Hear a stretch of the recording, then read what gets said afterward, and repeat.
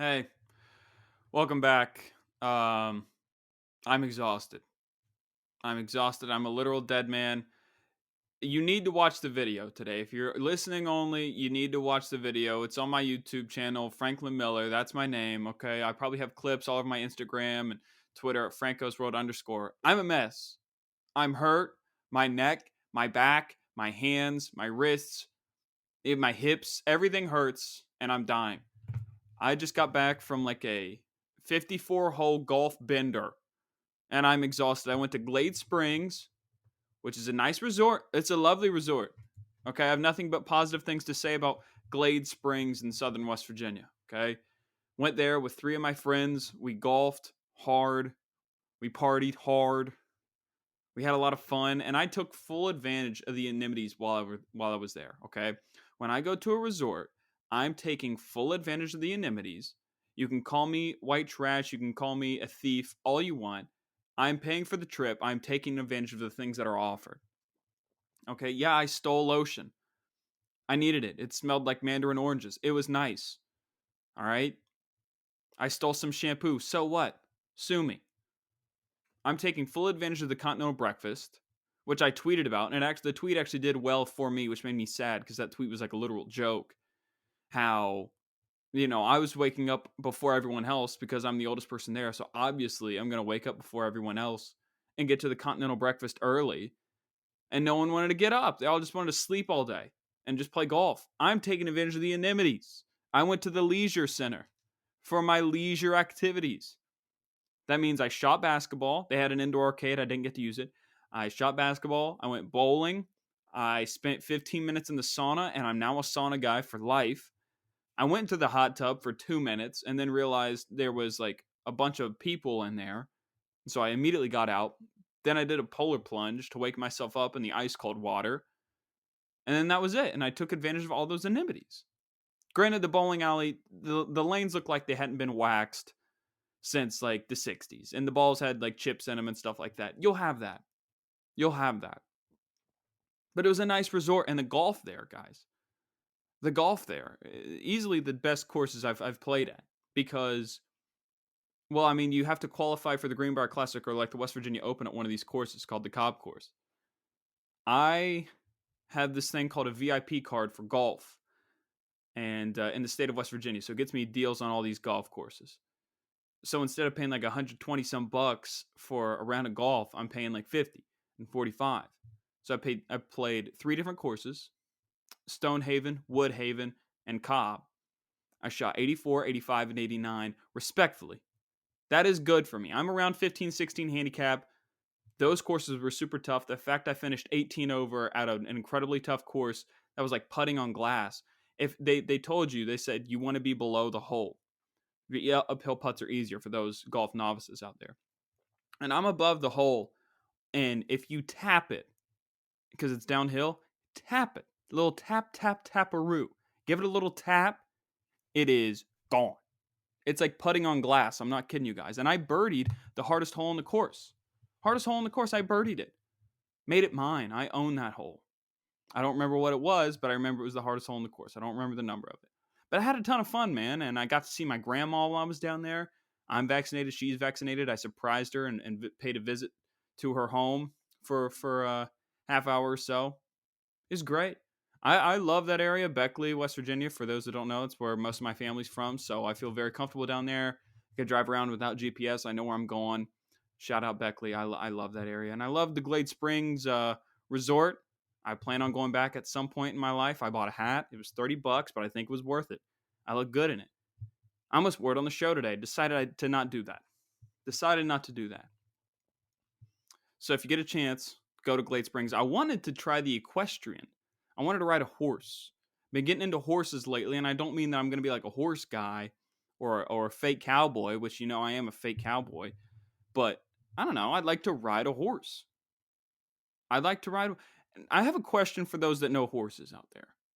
For the people, and I'm sure I have listeners that spent time on farms or what have you.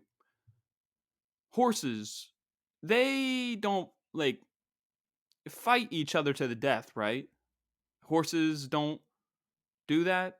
I don't. I don't think they do, and I'm just asking because I know there's that island on the out like near Virginia where they have all those wild horses that run free, and I know there's got to be some sort of their own pyramid of who's the boss horse, like who's the stud, who's the main horse, and who are like all the beta horses, the alpha horse and the beta horse. Is this a real thing with horses? I'm curious because I have no idea. I want to ride a horse, preferably a gray one, but are like I'm just curious, like because you look at all these animals and it's like like wolves. Do they eat each other? I don't know how animals work. I think it's what I'm realizing this as I'm like sputtering. I don't know how animals work. I know there's like some sort of food chain, but I don't know if horses. I'm not asking if they eat each other, but like, do they kill each other in combat? I'm curious. Love is dead. Love is dead, by the way. And I'm not talking about the relationship between human and horse, which, from what I've gathered, is a very serious relationship. People love the horses that they ride and take care of. Love them.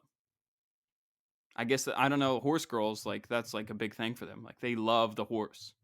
They love it. But love is dead, and I'm saying love is dead because we've seen some recent major relationship news from the celebrity world. It's shaken me to my core, and I don't know if I will ever recover. Jennifer Lopez has decided to get back with Ben Affleck. Bennifer is back. I have issue with this because you know me, I'm a baseball guy. I'm going to defend my baseball guys till the end. The reports are coming out saying that Ben Affleck was hitting up JLo in February. JLo was dating Arod in February. This is tampering. We're going to submit this evidence to the league office, and we're going to hear a suspension come down from the head honcho. That's unbelievable, man. And, Ben, it's just like, I don't care how much you love somebody. If they are in a relationship, you cannot be hitting them up. I don't care how much in love you are with them. Yeah, maybe the relationship is on the out and out, but still, until it's finito, until it's finalized, you cannot hit them up. And now people were mocking A-Rod because he was putting on his Instagram story like pictures of JLo and him with Coldplay playing in the background. I saw sparks. You can't be doing that. That's bad optics, A-Rod. You can't be doing that. But Ben Affleck can't be hitting up JLo like that. It ain't right and it ain't fair. And I won't stand for it. I won't sit for it either. All right? That's tampering. You can't be hitting up other guys' girls like that. So now I was like, you know what? JLo, she's probably going to be the bigger person in this relationship. A-Rod, it's bad optics for you to put out the Coldplay stuff like that. It's bad for you to essentially say like goodbye publicly like that. It's just not good optics. That's just the relationship stuff should be close to the vest. I don't even talk to my friends about relationship stuff a lot. Like, hold on, I'll get to that point after I finish this JLo thing. But now I'm fully on A-Rod's side. I don't care all the weird stuff he's done. A-Rod, I want to work for you. A-Rod Core, if you're listening, I want to be working with you. I'm a baseball guy. I have a baseball shirt on. Check out my friend's website, baseballlegendapparel.com. Use promo code Frank with a K, 10% off your final purchase. A-Rod, I want to work with you. I want to work for A-Rod Core, and I got your back. You don't deserve to be humiliated like this in the public, A-Rod. For Ben to do that, he's not a man of honor. He doesn't know the code. You're keeping it between the lines. You're not taking off the field stuff and bringing it on the field, A-Rod. That's not your style. That's not you, A-Rod. I know you. You're a man's man. You're a man of honor, A-Rod. And for Ben to go out here and be this conniving weasel and do these things behind everyone's back, can't respect it. I'm happy he's not Batman anymore. Batman wouldn't do that. I keep my relationship stuff close to the vest. again, I know not everyone does the same, and I'm not condemning everyone for not doing the same because I have had to learn that not everybody does the same weird rules that I do. So, yeah, some people like to tell everyone about every text message they get from whomever they're talking to. Others do not. On the spectrum, I'm on the side of those that do not. And not everyone needs to know about my relationship businesses. It's just weird. I don't know why. Like somebody's being a very getting very intimate, being very personal, and telling you I don't know whatever a secret or this or that, and you're immediately going to your best friend or whomever you feel comfortable confiding in, and just telling them everything. That makes no sense to me. If I catch wind of that, if I find out that you do that, it's going to make me lose a little bit of respect for you. It's also going to make me not want to open up to you. This goes for everybody. I think everybody would agree that if you find out that somebody knows all your deepest, darkest secrets from your relationships with a person, make you lose a bit of respect to them. Arod, I got your back, buddy. I got Arod's back. I got his back. Love is also dead because we have found out that comedian John Mulaney and his wife are getting a divorce. I don't really have much of an opinion on that. You know me, I'm pro comics, so there's no need to be talking about comics' personal lives unless they're bad people. And John Mulaney seems like a really straight up guy. Maybe he just fell out of love with somebody. I know he just got out of rehab. So props to him for getting better. But yeah, I really don't have an opinion on that. I don't even know why I'm talking about it right now because I'm so upset about Arod. Gosh. So what else do we have here? I have a whole list of things, and I can't see them because I don't have my glasses on. I have my sunglasses on. These aren't prescription sunglasses. So as we know, and as we've been seeing all over the internet, there is a gas shortage going on. Or at least that's what they want us to believe.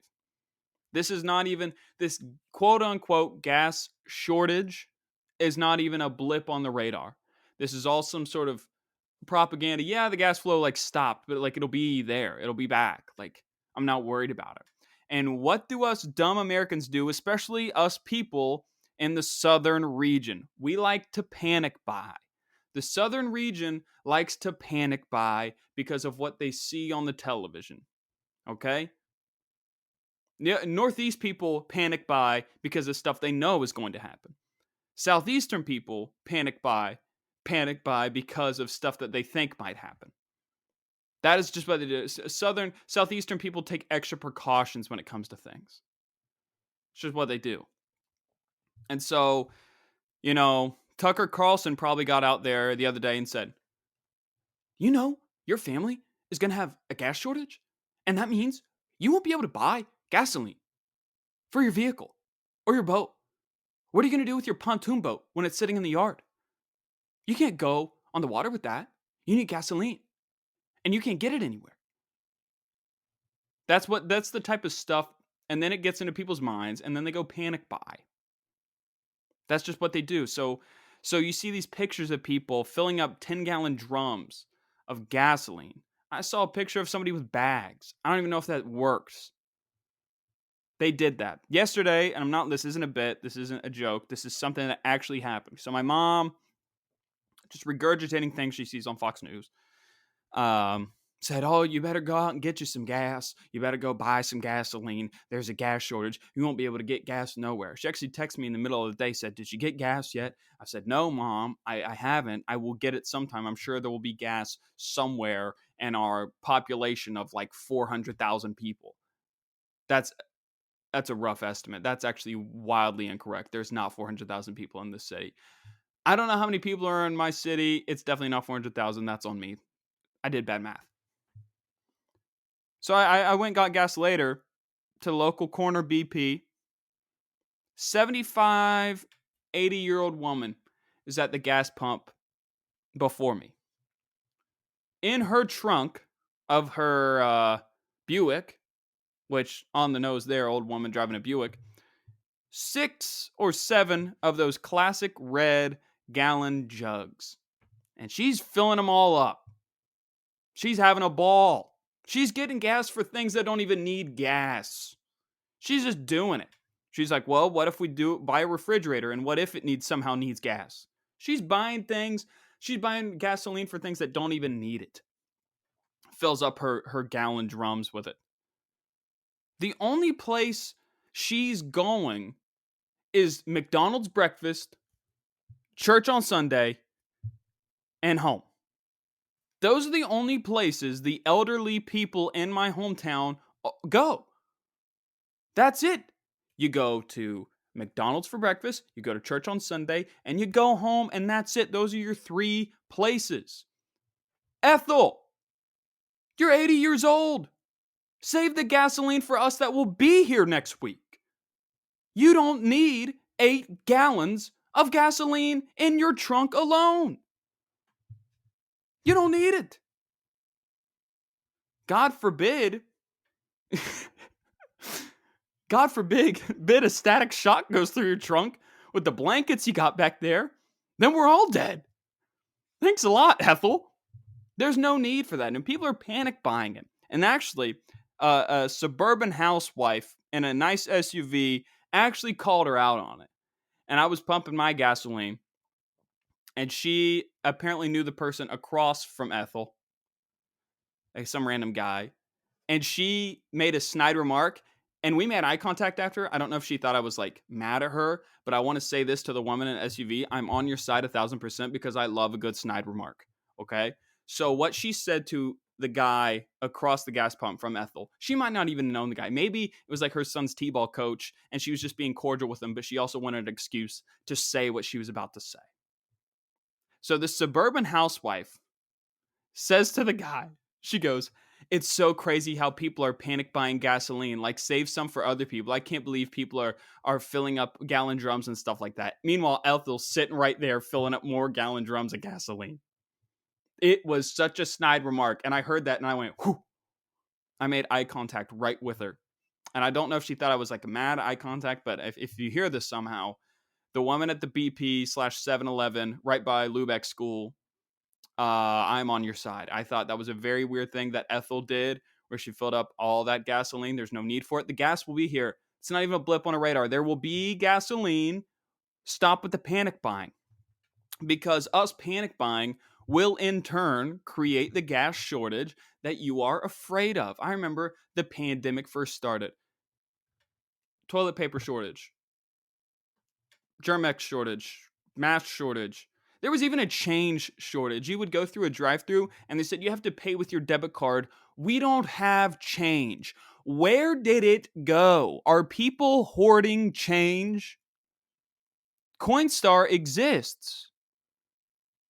You don't need to hoard the change. I remember one time my dad, who's a child of the 50s and 60s, had like a water cooler jug thing that you see at like offices. You push down on it. That was full of change. We went to like 2 or 3 different banks before one committed to counting through all of that and giving us money for it. I remember that. He carried it in full of change, very heavy, carried it into a bank in Belpre, Ohio, and essentially slammed it on the table and said, "You guys deal with this. I want the money back." That's what he did. He pawned off the problem on somebody else. People were hoarding change. People are probably still using the toilet paper that they bought during the beginning of the pandemic. I just don't understand the panic buying. Whenever you go panic buy, it does create the shortage. Now, I'm not saying, like, I did fill up my car with gasoline. It was on half tank. I put it on full tank. I don't think I'm really hurting anyone there or adding to the problem. Ethel is the problem.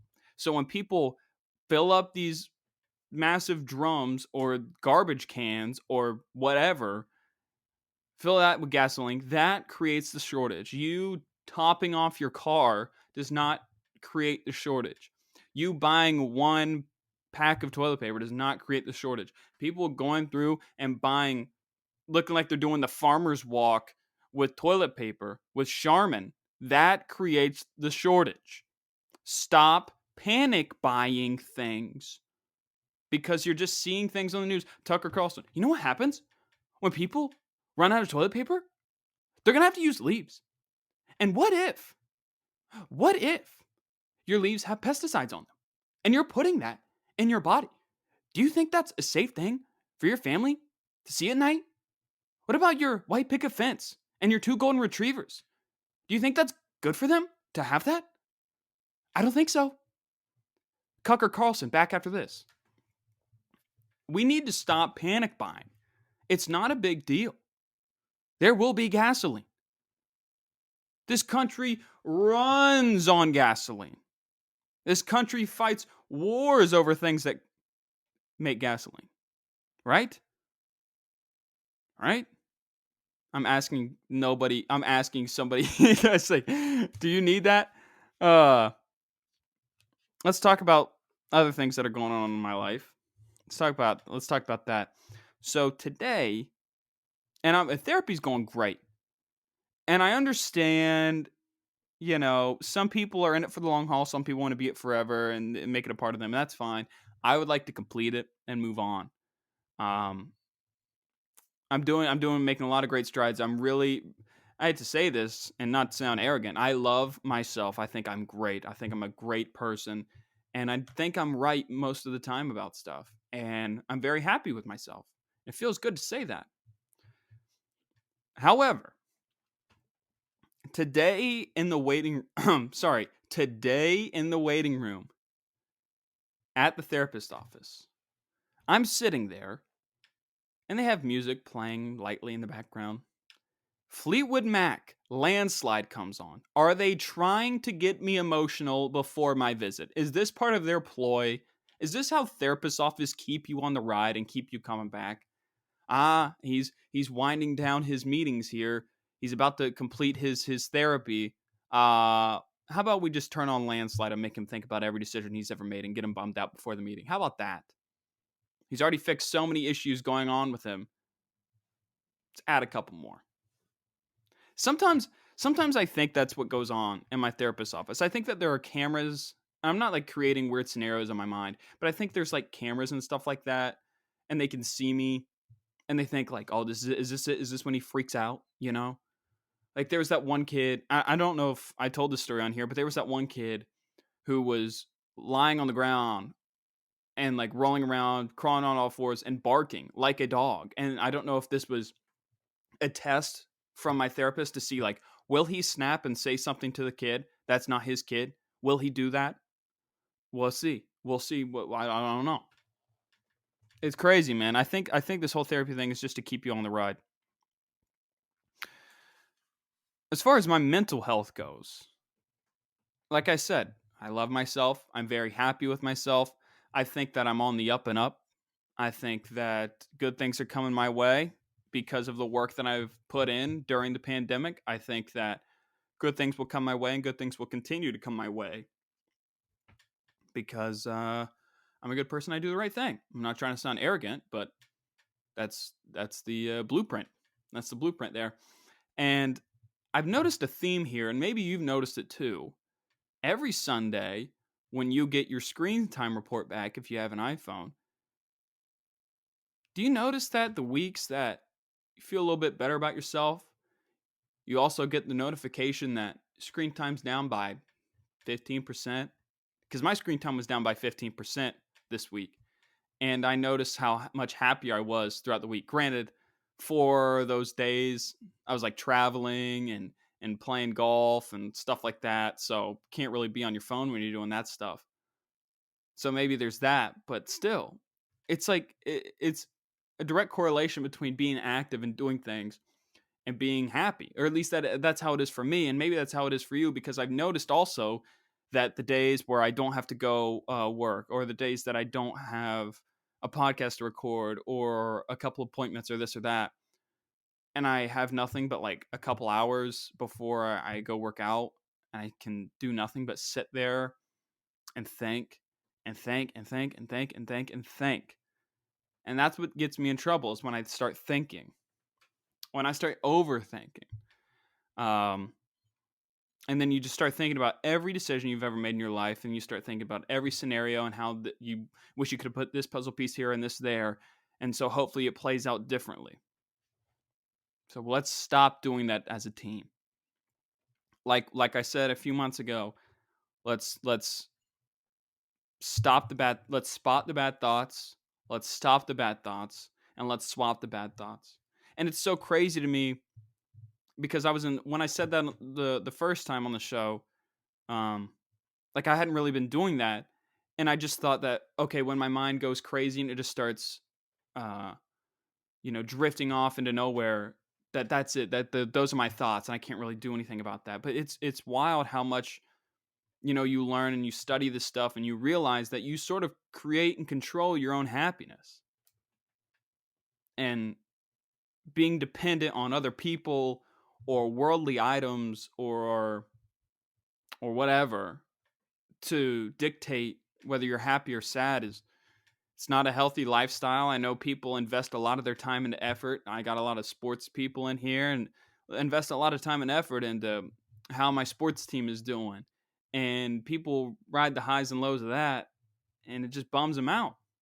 You know, it's it's not a healthy way to live to let the outside world dictate your happiness. So you are the author on your own book of life. Let's turn the page and let's keep writing, okay? So there's that.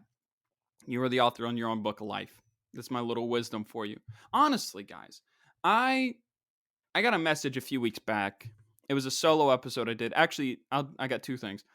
I got a message a few weeks back. My buddy, we'll call him McClung because he went to Nova, and except McClung went to Georgetown, so I don't know why we called him McClung. Huh? Whatever. Um, but anyway, yeah, that was McClung. That was his nickname. I used to work with him, and he said something about like how I keep dropping these pearls of wisdom. I think I'm a very wise person, wise beyond my years. Um, just the stuff. Even my parents say this, my therapists say this, my friends say this. Just the way that I deliver things just sounds, I don't know, differently because I take my time, and I like to hear everybody's story and gather all information before I make some sort of decision or say something. Um, I don't know. Like I said, like I told you guys, like I'm on this endless search for all information, for all knowledge, and it'll never stop. And I think that's a way to stay sharp. So I'm always learning new things. I love learning new things. I think that's how we stay sharp in life. I like to do New York Times crossword in pen, just to stay sharp. I think we should all like. Here's a challenge for you. I got two challenges for you, and I also got something else to say. Two challenges for you. Let's all learn something this week, okay? And then you can message me throughout the week, and we'll see where we are the next time I do a solo episode. I got an episode coming out with Mike Bramante next week. That's been recorded and edited, and that'll come out on Tuesday. Great comic, Mike Bramante. Check him out. And then the week after that, we'll talk about the challenge. So the challenge is I want you to go learn thing one thing, and preferably something odd. So I like to learn about why I've read countless stories as why Pan Am failed as an airline, why TWA failed as an airline, or read something about like a type of boat that used to be made that isn't made anymore, or something weird. I want you to go learn something weird, and I want you to report back to me what the weird thing is that you learned. Man, I don't care if it's an animal fact, but it better not be like one little thing. It's like, oh, that like little Ricky Tikki Tavi, whatever animal that was, they can kill two snakes at a time. Don't give me like one fact. I want like give me a broad thing because I want to learn too. So learn one thing, report back to me. Also, the screen time challenge. Uh, I don't get nominated to do many challenge. I remember when the ALS Ice Bucket Challenge was going around. I didn't get nominated for that. The Harlem Shake Challenge going around. I didn't get to do one of those. The Running Man Challenge. I didn't get to do one of those.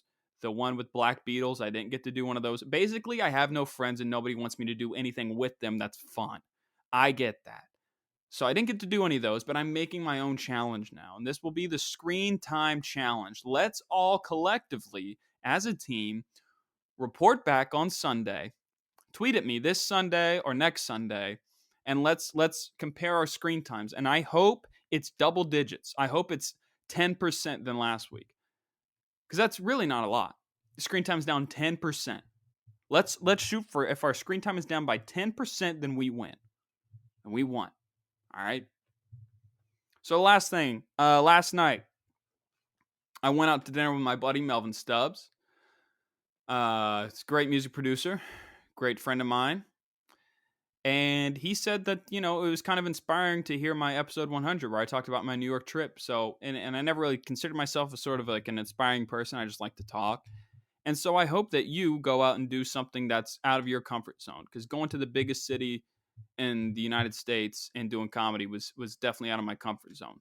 All right. And I'm getting a phone call right now. So I guess I got to go take that.